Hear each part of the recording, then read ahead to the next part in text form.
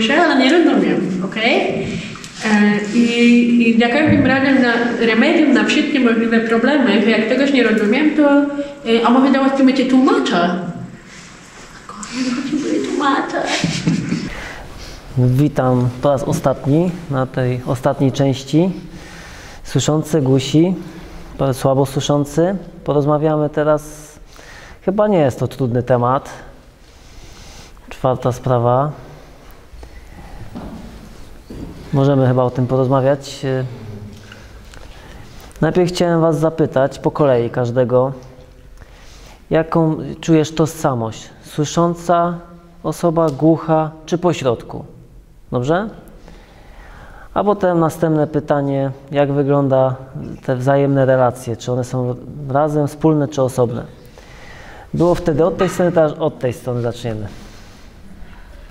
Ja jestem osobą słyszącą, także mam tożsamość osoby słyszącej w 100% i moim językiem jest język polski, ale uczę się języka migowego i mam kontakt z osobami głuchymi i to mnie też bardzo ciekawi, jak inaczej funkcjonujemy w naszych językach. Ja muszę przyznać, ja jestem troszeczkę pomiędzy. Czuję się troszeczkę w kulturze głuchych, ale też w kulturze słyszących, więc jestem taki rodzina słysząca. Często było mnie zmuszali mnie, żebym ładnie mówił. Przez wiele lat razem ze słyszącymi, studiowałem ze słyszącymi. W świecie słyszących już jestem przyzwyczajony, cały czas razem ze słyszącymi. Zawsze wiem, że tak będzie. Pracuję już ponad 20 lat w Domu Kultury ze słyszącymi, Muzeum Śląskie ze słyszącymi. Codziennie mam doświadczenie, a jeżeli chodzi o doświadczenie z głuchymi, to nie mam tego doświadczenia, żeby pracować z głuchymi. Dlatego muszę powiedzieć, że jestem tak pomiędzy. Troszeczkę tutaj, a troszeczkę tutaj. Mam dwa światy, głuchych i słyszących. Dziękujemy. Następna. Ja też jestem po środku i... no tak, zapomniałem, że cały czas mówi tak jak dobra. Jestem po środku i dlatego, że ja pochodzę z rodziny słyszącej, więc mam rozmawiam z różnymi osobami. Także w pracy też mam same osoby słyszące. No oczywiście też mam parę osób migających, ale najczęściej rozmawiam. Poza tym mam pracę zdalną, więc głównie tak wyglądało inaczej. Natomiast jeszcze dodatkowo, jak spotykam się ze znajomymi, to wtedy najczęściej spotykam się z osobami niedosłyszącymi. Dlatego jestem tak po środku. Ja również jestem po środku. Mam niedosłuch w stopniu umiarkowanym i praktycznie cały czas spędzam z osobami słyszącymi normalnie.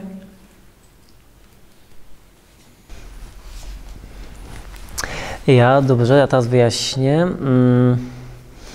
Dla mnie to jest trudna sprawa. Dlaczego? Bo ja codziennie, na co dzień razem z narzeczonym słyszącym, też w domu słyszący, wszyscy zawsze mówili, w pracy wszyscy są słyszący, także trudno powiedzieć.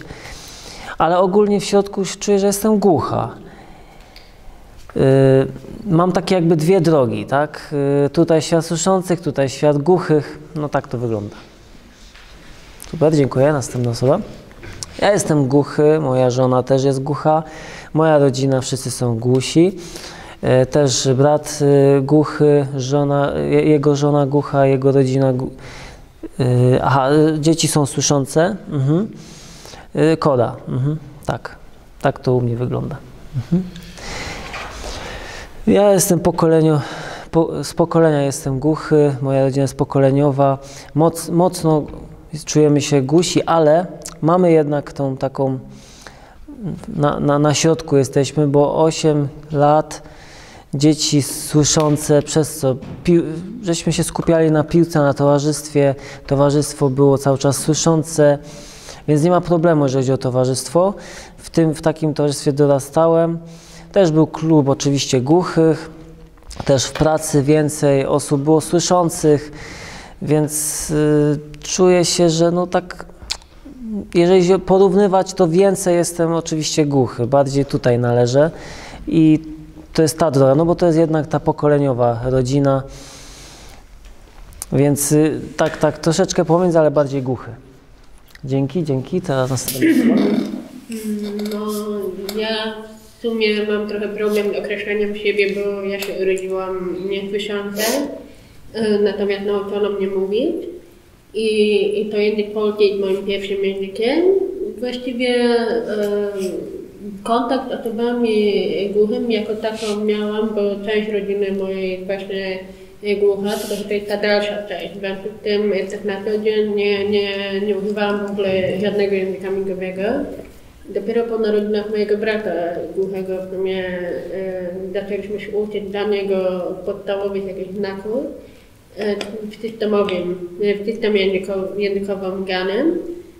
I ten język naturalny migowy przyszedł jeszcze później, ale go nie korzystałam za bardzo. Właściwie nie jest to ani język, ani kultura, w której się odnajduję, bo też mi bardzo trudno się przestawić na gramatykę, zwłaszcza, że ja jestem po kolonistyce. Także myślę, że chyba najprostszym określeniem będzie osoba niesłysząca, funkcjonująca jako słabo słysząca, nie odnajdująca się w kulturze głuchy przez duże G. To tak, jak się urodziłam, to byłam osobą słyszącą, słuch straciłam dopiero w późniejszym wieku. Na początku cały czas miałam kontakt z osobami słyszącymi. Oczywiście też w mojej rodzinie wszyscy słyszą, oprócz mnie.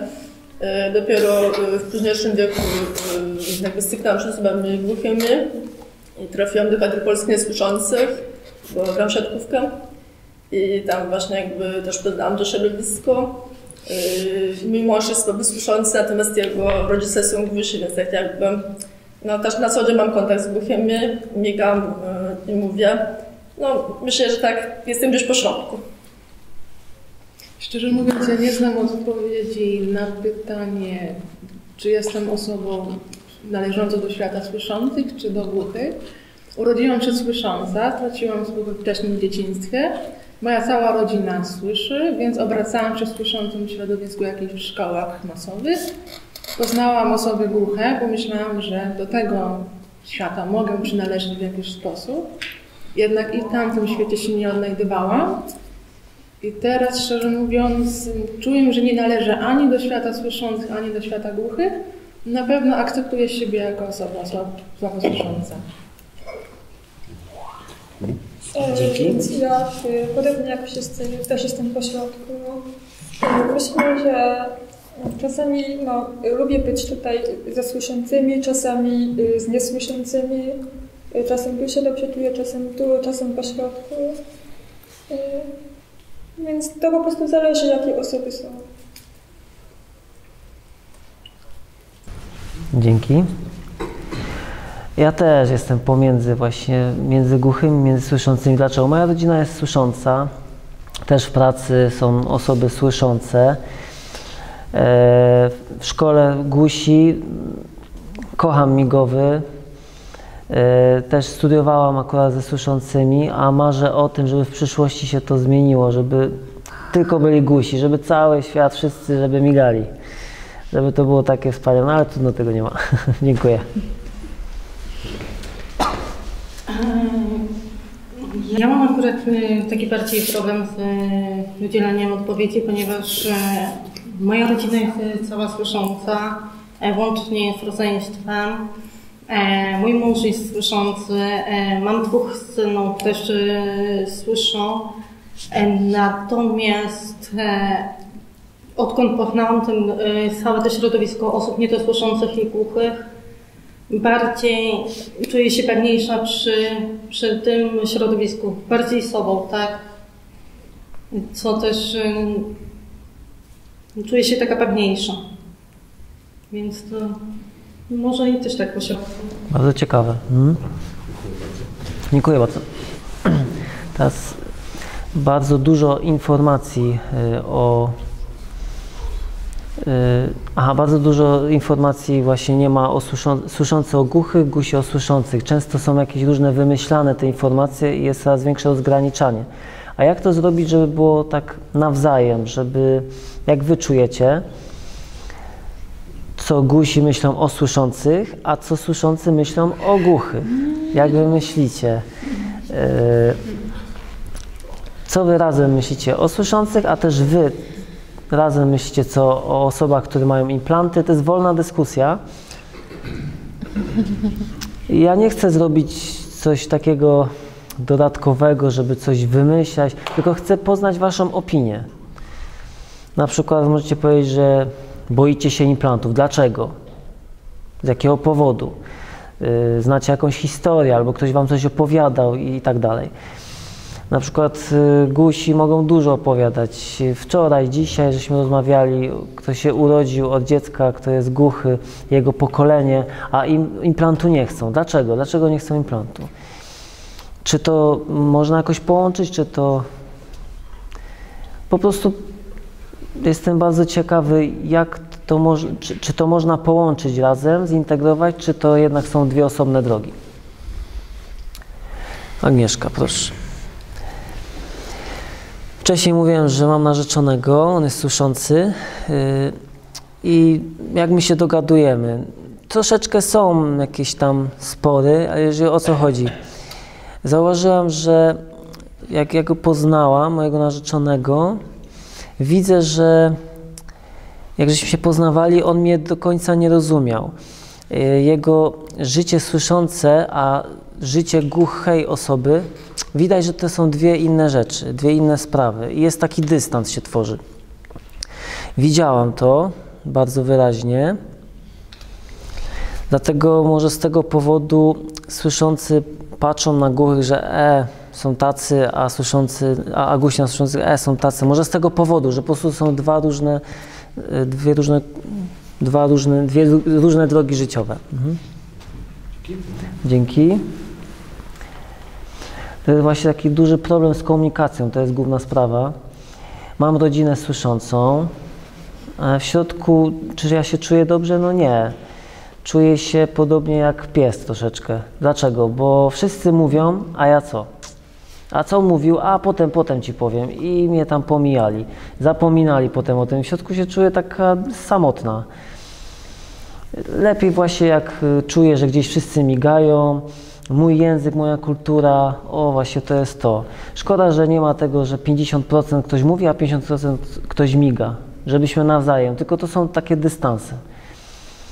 Żeby się dopasować, żeby ktoś migał. Na przykład w pracy też jest ciężko, jeżeli chodzi o komunikację. Od początku nie było łatwo. Czasami ja nie rozumiem, ktoś ma głos inny, ktoś mówi inaczej. Ciężko mi to zrozumieć. Ktoś z zagranicy, ktoś myśli, że ja jestem z zagranicy, a ja muszę cały czas powtarzać, wyjaśniać. To jest ciężkie, bardzo ciężkie. Moja psychika jest bardzo obciążona. Bo to jest właśnie świat słyszący. Najwięcej jest słyszących, a głuchych jest mniej. A na przykład sobie wyobrazić, że wszędzie więcej jest głuchych.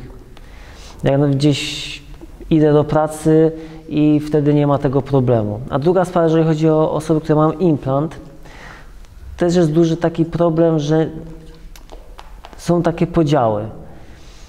Nie ma tak, żeby to wszystko razem, słabo słyszący, osoby z implantem, żeby razem wszyscy byli.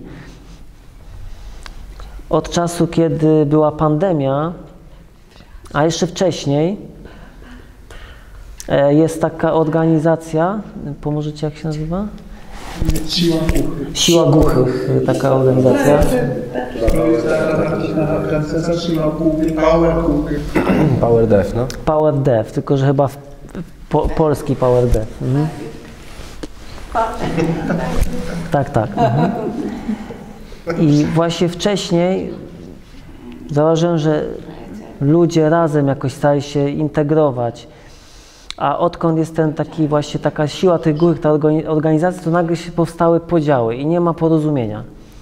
Jak to rozwiązać, żeby wszyscy razem mogli być? To jest taki trudny czas teraz. Dziękuję. Myślę, to mnie cały czas nasuwa taką myśl, w jaki sposób sprawić, żeby te światy się do siebie przybliżyły. I właściwie myślę, że to wszystko tak naprawdę zależy od dobrej woli obu stron, żeby obie strony chciały w ogóle ze sobą podjąć jakiś dialog, bo tylko wtedy ktokolwiek może się uda. Nie da się nikogo zmusić, żeby usiadł, wysłuchał, czego jest potrzeba osobom właśnie niesłyszącym, słabo słyszącym, głuchym. Można komuś coś przekazać tylko i wyłącznie, jeżeli ta druga strona w ogóle będzie chciała słuchać tak naprawdę.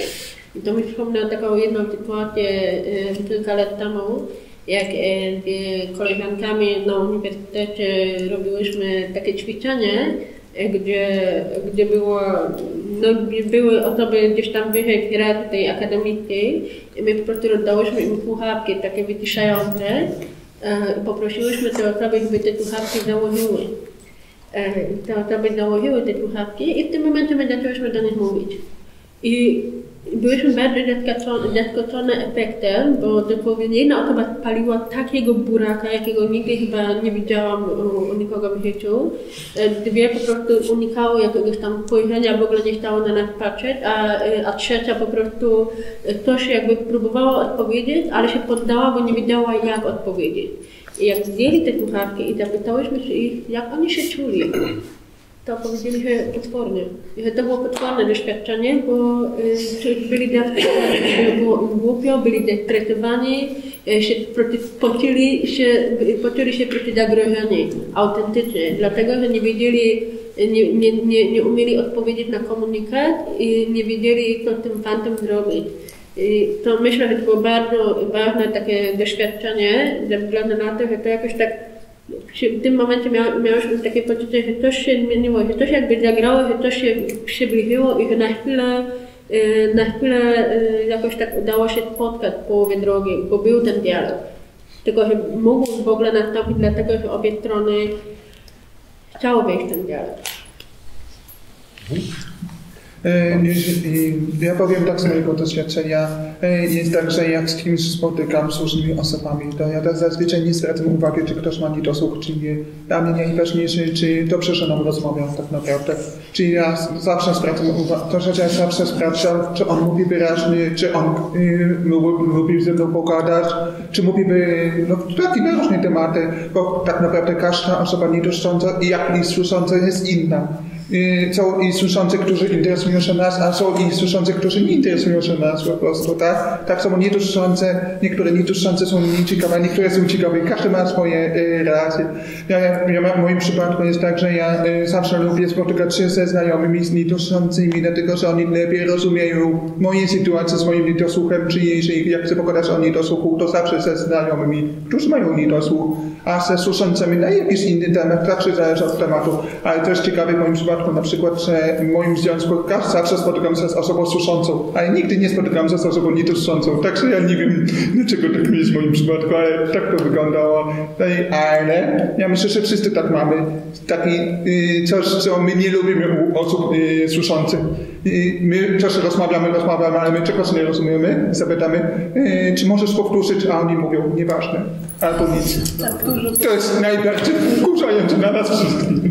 I tego już wiemy, że nie chcemy z tymi osobami rozmawiać, także... Też ja się zgadzam. Zawsze słyszący mówią, a dobra, nieważne. Zawsze. Ja jeszcze chciałem dodać temat taki, akurat ja miałem taką sytuację, że rozmawiali, takie mam złe doświadczenie, jeżeli chodzi o kontakt ze słyszącymi. Dawno to było, ja wiem, może z 16-17 lat miałam. Poznałam kolegów, oni patrzą, że jestem głucha.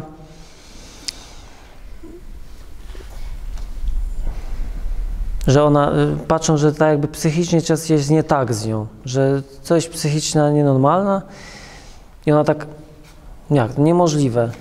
Jesteśmy głusi, jesteśmy różni. Prawda, albo różne zachowania, jakaś różne są złe zachowania, ale wszyscy jesteśmy, wszyscy różne mamy zachowania, a nie do wszystkich do jednego worka jakby wrzucić i że to jest wszystko to samo. Ja właśnie zauważyłam, że osoby słyszące bardzo często mają takie nieprawdziwe, bardzo często krzywdzące stereotypy na temat osób głuchych, ale to generalnie wynika z dużej niewiedzy, jakby z braku świadomości. Bo też na przykład na moich studiach prowadziłam takie warsztaty w kole naukowym dla studentów prawa. I tam generalnie właśnie opowiadałam na temat osób głuchych, o kulturze, na przykład jakie są potrzeby, jak na przykład, nie wiem, jak rozmawiać ze sobą z wadą słuchu, to ludzie naprawdę byli zaskoczeni. Powiedzieli, że no właśnie brakuje takich akcji, jakby nikt do nikim tego nie powiedział. I bardzo często też mówili, że jak widzą kogoś głuchego, to tak się boją. Nie wiedzą, czy jak mu podejść, czy jakoś mam głośno mówić, czy machać, czy jakoś pokazywać, gestykulować. I no właśnie, także jest potrzebna edukacja w tym temacie. Maria. Najpierw Maria, potem... Dokładnie to o tym mówi, że to jest jakiś taki stereotyp tego obcego, ten inny, ten obcy, bo to jest tak jakbyśmy były obcokrajowcami, nie? We własnym kraju. Że jeżeli nie masz tego języka komunikacji, że nawet nie wiesz jak się komunikować, to od razu jest jakby takie wycofanie się w swoją stronę. I to też tak trochę pokutuje na nas. I w sumie mamy też ten stereotyp, że głuchy i głupi, nie?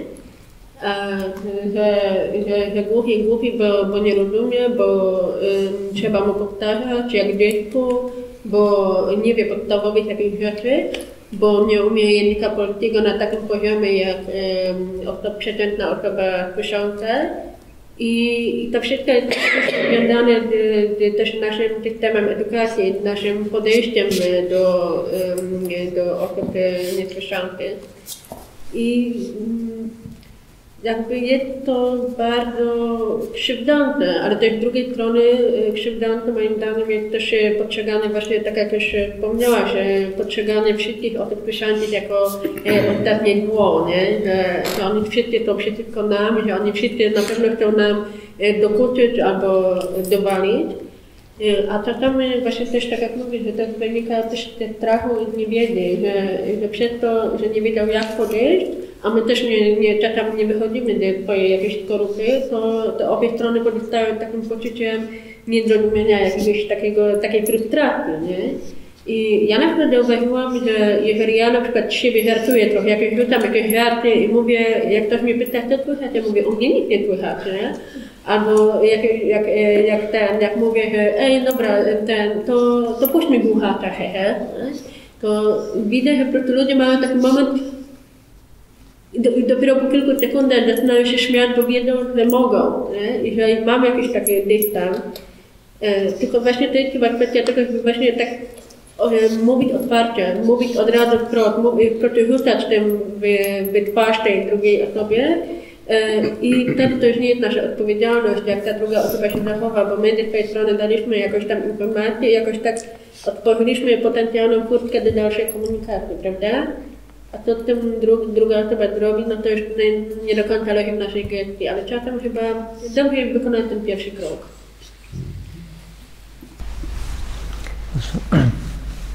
Teraz taki okres, jeżeli chodzi o świadomość środowiska, na przykład spotykam w uniwersytecie, czy gdzieś w sklepie, czy na jakichś imprezach, na wydarzeniach, na przykład wszyscy migają, a słyszący obcy, no nie, przychodzą i pytają się, przepraszam, ja nie rozumiem, nie słyszę, i nagle kamienna twarz. No dalej. Podobnie, że jakieś UFO przyszło i o co chodzi. No migaj dalej, no. No i taka przestraszona osoba. Nie wie jak zareagować.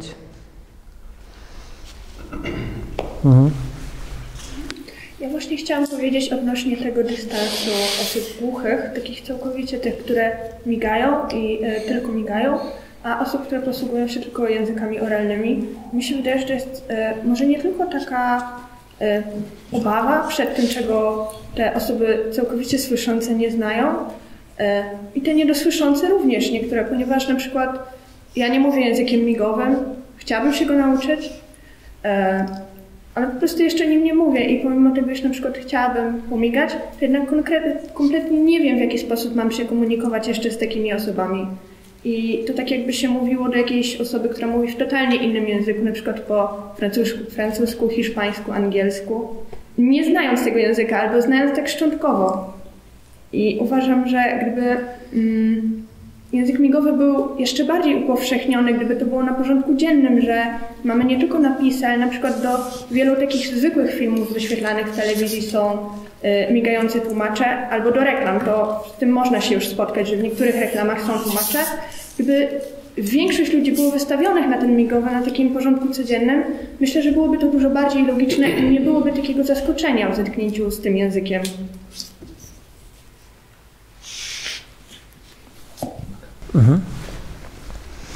Często też, akurat ja tak często widzę, że od małego albo na ulicy mama, brat czy tata migają, patrzę się i ktoś tam właśnie wymachuje rękami.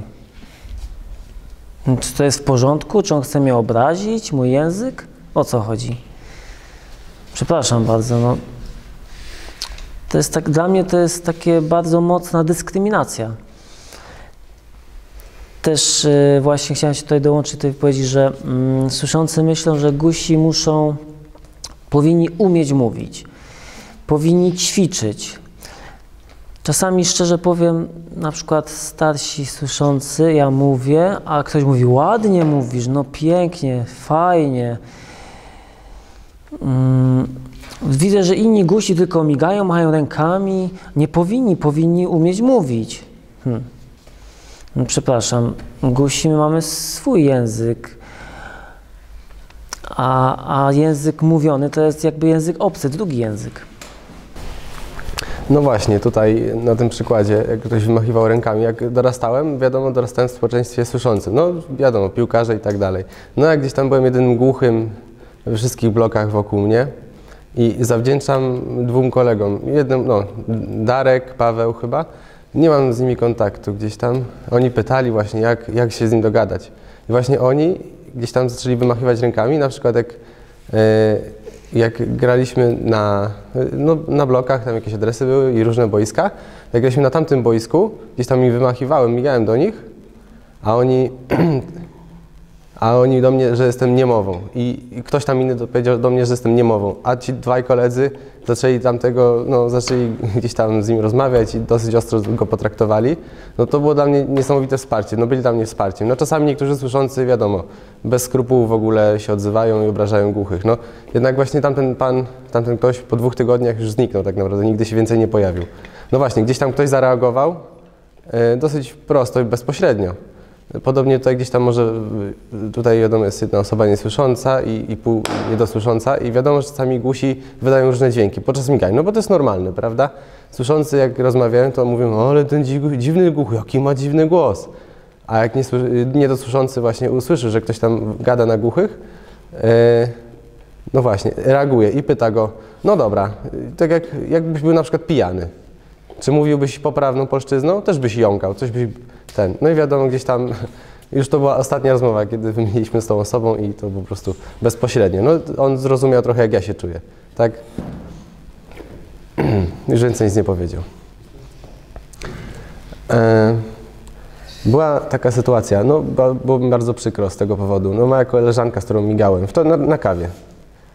W czasie kawy jak piliśmy i obca osoba obok mnie, też coś tam sobie rozmawiali, to była jakaś rodzinka bodajże. Jak myśmy sobie migały, widzieliśmy, że mieli dzieciaka tak około, nie wiem, 3, 4, 5 lat. Obserwowaliśmy tego dzieciaka i że on miał aparat. I gdzieś tam zamigaliśmy, że no okej, no dobra, to ja może zapytam, czy nie wypada. No dobra, chcę pomóc, więc zapytałam, zacząłem do niego migać. Do rodziców, czy córka jest niesłysząca? Tak, okej, a czy kontaktuje się w języku migowym? Nie ma kontaktu w języku migowym. No jak to nie ma kontaktu w języku migowym? No bo lekarz nam powiedział, że tylko gestami, ja mówię, słucham, przepraszam, my tylko małpie gesty, jakby tylko na małpie gesty, przepraszam, czy my teraz z koleżanką rozmawiamy w małpich gestach? Lekarz pani źle powiedział, to jest język migowy, jest możliwość języka migowego. No ona była w ogóle zdziwiona, zszokowana. I mówię do tego dzieciaka, to jest kolor niebieski, migam na niego. Aha, i to dziecko zaczyna w ogóle chcieć wyrażać chęci uczenia się. No więc, a to, co wcześniej lekarz powiedział, że to jest jakieś małpie gesty, no to obecnie to się zdarzyło niedawno. No ja pamiętam, że to dawno, to tak, że to gdzieś tam były małpie gesty, to tak, to się zdarzało. No myślałem, że teraz już to nie pojawia się, no tak, ale to jest niedawno, to są małpie gesty. To była sytuacja dosyć świeża. Myślę, że powinniśmy uczyć się od dzieciaków, które są naprawdę ciekawe świata i przykładowo byłam gdzieś w mieście, tutaj w Warszawie na jakiejś kawie i widziałam, że w kawiarni przypatruje mi się przez 15 minut jakiś chłopiec. Jestem osobą, która czuje wzrok na sobie, więc widzę, że dalej się patrzy i patrzy. Aż w końcu mama podeszła i chłopiec zadał pytanie, przepraszam, a co pani ma w uchu? Jaką słuchawkę? Ja mówię, no to jest mój aparat słuchowy, dzięki temu słyszę. A to on jest tak na stałe? Że nie, no zmieniam baterię, bo co 3 dni. Ale jak to pani zmienia słuch na baterię? Że tak jest. Dzieciaki nie mają czegoś takiego, dzieciaki nie czują barier między osobami z różnymi niepełnosprawnościami. I przykładowo też miałam kiedyś warsztaty w szkole specjalnej, gdzie były autyści, były osoby z niepełnosprawnością intelektualną i też niesłyszące. Dla dzieci nie ma barier komunikacyjnych. I przykładowo osoba nie mówi, no to znajdzie jakiś sposób, żeby skontaktować się z tą osobą albo żeby to dziecko nie czuło się odizolowane od grupy. Tak, to bardzo fajna wypowiedź. Chciałbym tutaj dołożyć jako słyszący, że bardzo często spotykam się z tym, że słyszący na przykład gdzieś tam powiedzmy w muzeum czy teatrze, w różnych miejscach, na przykład mówią, jako tłumacz, jak przychodzę, to oni często mówią, przepraszam, czy będzie osoba głuchoniema? Czy albo głucha? No, to jest problem, prawda? Nawet jeśli chodzi o nazewnictwo, tak? Oni starają się gdzieś tam używać pewnego nazewnictwa tylko dlatego, mają jakąś wysoką kulturę, żeby nie skrzywdzić głuchych na przykład. Jeśli na przykład głuchy spotyka taką osobę, w sensie na przykład wychodzi, no to mówi, no ja jestem głucha. Jak to głucha? No dla słyszących słowo głucha równa się z obrazą. Jest tym samym co obraza. Dlatego gdzieś tam, jak spotyka ktoś mówi, jestem głuchy, może też boją się powiedzieć, nie wiem, czy mogę tak powiedzieć, żeby nie skrzywdzić, żeby nie zranić takich osób. No właśnie, tutaj na przykład jak byłem rejestrować się u lekarza, no powiedziałem, że jestem niesłyszący. No dał mi kartkę, wypisałem, adres i tak dalej, wiadomo, i napisałem głuchoniemy. No po prostu napisałem. Głuchy. Przepraszam, dlaczego pan to obraża? Jakim prawem pan to napisał? Mówi, no po prostu umiem pisać, tak? I umiem czytać. Głuchy. No tak mnie umiał czytać. No właśnie, lekarz się tutaj zaczerwienił, ja po prostu gdzieś tam, no bez skrupułów, tak? No mnie to nie interesuje po prostu, czy ktoś tak na mnie spojrzy, czy tak, czy inaczej. Mnie to nie interesuje, po prostu chcę przekazać pewne informacje. No dlatego to mówię gdzieś tam, nie muszę gdzieś tam szukać tłumacza, nie muszę, po prostu mu napisałem wiadomość i lekarz mówi, jak pan może tak napisać? Ja mówię, no co mnie to obchodzi? Ja po prostu, no bez skrupułów mu to wyjaśniłem. Myślałem, że gdzieś tam powiedział mi, głusi to wariaci, tak się zachowują po prostu jak nie z pełna rozumu. No ja po prostu napisałem, że jestem głuchy. No i co mnie to obchodzi? Nie będę się tutaj dawać i dyskryminować. Ja chciałabym powiedzieć o takiej sytuacji, że język migowy nie wszędzie jest przede wszystkim znany powszechnie. Przedstawię taką sytuację, która często mi się zdarza. Mój syn miał problem z nauczeniem się alfabetu. W sposób migowy załapał bardzo szybko. Przedstawiając go w szkole na ocenę, używał też znaku, tak, języka migowego i jak to pani wychowawca po prostu nie zaakceptowała tego. Kolejną sytuacją było to dosyć śmieszne. Syn przyszedł ze szkoły do domu i mówi, że ma wierszyk do nauczenia się. I też ćwiczyliśmy na zasadzie języka migowego. I jak już przedstawiał ten wierszyk w szkole, wspomagał się tym językiem migowym. Dostałam telefon po prostu ze szkoły, że syn objawia ruchy agresywne.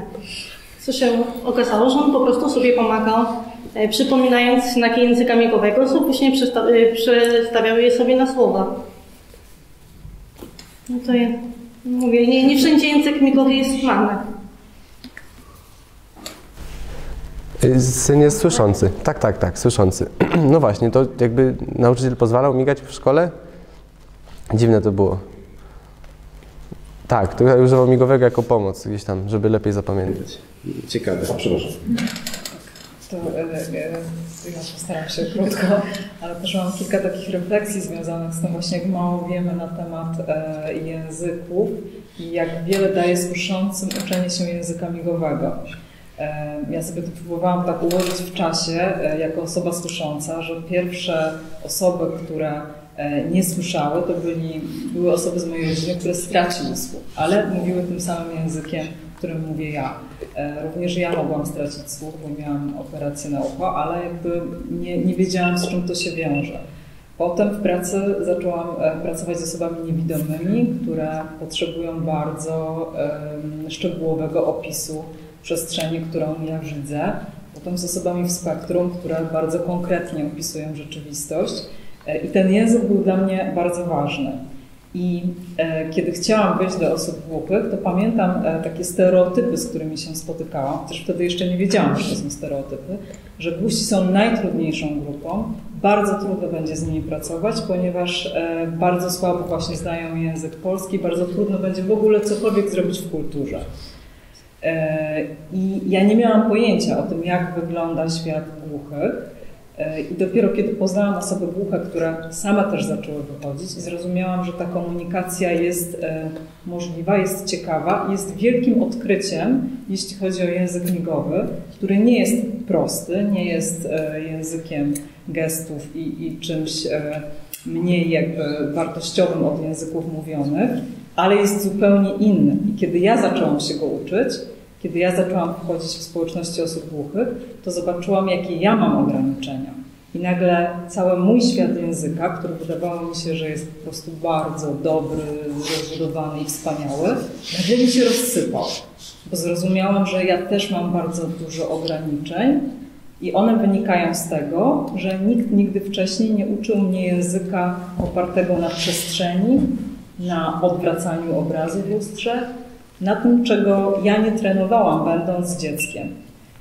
I wydaje mi się, że kiedy osoby słyszące uczą się języka migowego, nieważne, czy go opanują dobrze, czy źle, to zaczynają rozumieć, z jakimi trudnościami spotykają się osoby niesłyszące, które albo migają, albo muszą odczytywać z ruchu ust, albo mają niepełny komunikat z jakiegoś powodu, bo nie słyszą. Zaczyna im się bardziej otwierać głowa na to, że to nie jest takie proste, jak nam się czasem wydaje, że tylko napiszemy coś na kartce i wszyscy się dogadamy. I taka jeszcze jedna refleksja a propos dzieci, bo mój syn jest słyszący, ale też ma kontakt z osobami głuchymi. Dla niego to już jest naturalne, że osoby migają, że są osoby niewidome, osoby niesłyszące, są osoby różne. I to też jest ciekawe, że język migowy dla niego też był od razu ciekawy, że od razu jakby sam zaczyna powtarzać znaki, bo się tym bawi, bo go to interesuje.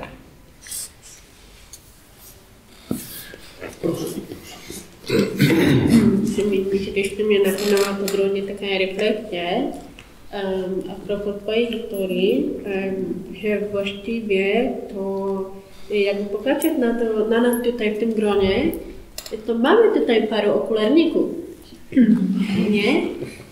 Nie mówię teraz tego, żeby was piętnować, tylko dlatego, że my na to nie zwracamy uwagi. W sensie, że ktoś ma okulary, no i co z tego? Ktoś ma wadę wzroku, no i co z tego? Normalne, nie? Można mieć wadę wzroku. 100 lat temu posiadanie okularów to było, o mój Boże, wstyd i hańba i nie wiem co jeszcze.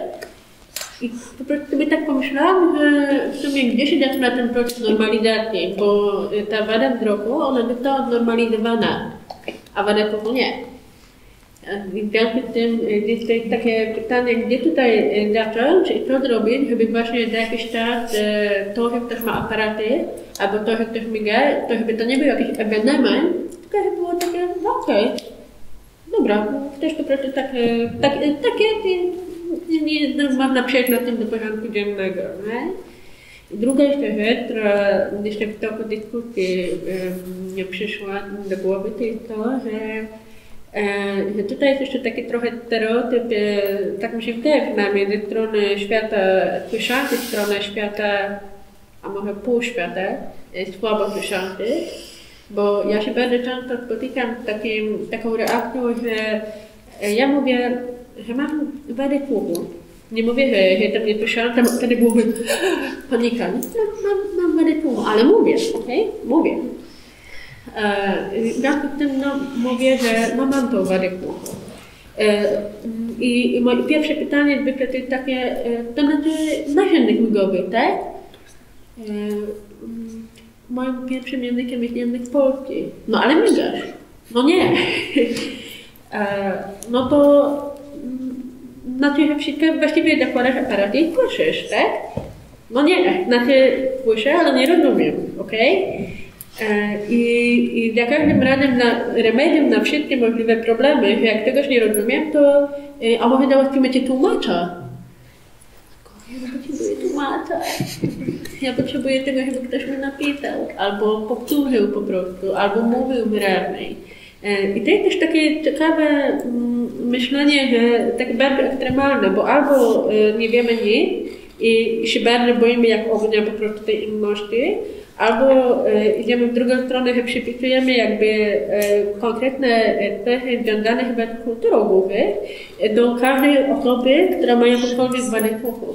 Mimo tego, że każdy z nas funkcjonuje inaczej, że każdy z nas ma kompletnie inne potrzeby, że niesłyszenie to też jest jakieś spektrum.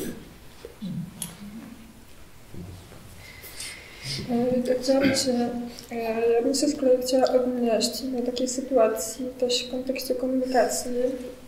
Miałam dwie takie sytuacje. Pierwsza to jest, była taka sytuacja, przebywałam wśród, było pomieszczenie dookoła pełno osób słyszących. Nagle jedna osoba tam odezwała się do mnie słysząca. Chciałam coś przekazać, nie rozumiałam. Powiedziała głośniej, znowu nie zrozumiałam. Powiedziała tak głośno, że normalnie krzyknęła i w pewnym momencie wszyscy się dookoła odwrócili do mnie.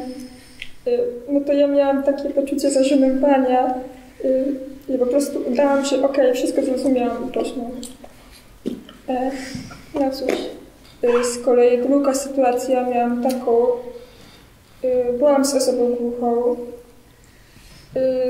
która coś do mnie przemigała. Też zdarzyło mi się właśnie coś takiego, że nie zrozumiałam, bo za szybko przemigała. Prosiłam o powtórzenie. Też niestety nie zrozumiałam, żeby troszeczkę wolniej. Zdenerwowała się i powiedziała, żeby komuś innemu, żeby to po prostu powtórzyła to, czyli powiedziała. Proszę? Ja mam wrażenie, że jest taki rozdźwięk pomiędzy tym, co chcemy przekazać, a tym, co osoby słyszące odbierają. Bo na przykład dla mnie komunikat "nie słyszycie" jest totalnie obiektywnym komunikatem, przez który chcę po prostu dać do zrozumienia, że potrzebuję lepszych warunków, potrzebuję ciszy, chcę, żeby ktoś powiedział po prostu trochę głośniej albo mówił wyraźniej. I od mojego rozmówcy zależy to, w jaki sposób chce mi to ułatwić. I dla mnie na przykład formą takiego, to, że ktoś chce ułatwić mi ten kontakt, jest jakby takim szczególnym okazaniem szacunku. Wiem wtedy, że ten rozmówca chce ze mną rozmawiać i że jakby tej drugiej osobie poniekąd zależy na tym kontakcie ze mną. A mam wrażenie, że inne osoby, czyli te słyszące, nie odbierają tego w ten sposób i kiedy ja mówię na przykład, że nie słyszę po prostu, dla nich jest to coś negatywnego, coś takiego połączonego wręcz, że ja nie chcę słuchać tej osoby, a ja zazwyczaj chcę po prostu przekazać, że ze względu na szacunek i to, że chcę porozmawiać z tą osobą, po prostu chciałabym poprosić jakieś lepsze warunki.